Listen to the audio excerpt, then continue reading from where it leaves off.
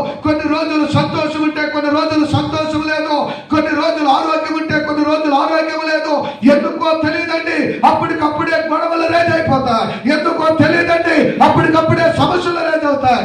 ఎందుకో తెలియదండి, ఉన్నప్పుడు అంతా బాగానే ఉంటారు, కానీ ఆ సమస్య వచ్చినప్పుడు ఎవరు ఎలాంటి మాటలు మాట్లాడతామో తెలియదు.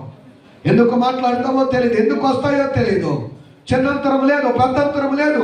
ఆ మాటలు, ఆ సమాధానం లేని పరిస్థితులను సాతాను ఏ దుష్టుడైతే నీ ఇంటిలోనికి తీసుకొస్తున్నాడో, ఏ దుష్టుడైతే నీ కుటుంబంలో సమాధానం లేకుండా, స్థిరము లేకుండా, భయాల మధ్య, ఆందోళన మధ్య, దిగుల మధ్య సమాధానం లేని స్థితిలోనే ఉన్నావో, ఈ క్రిస్మస్ దినమున ఈ రోజున దేవుడు నీకు ఇస్తున్న వాగ్దానాన్ని పట్టుకో.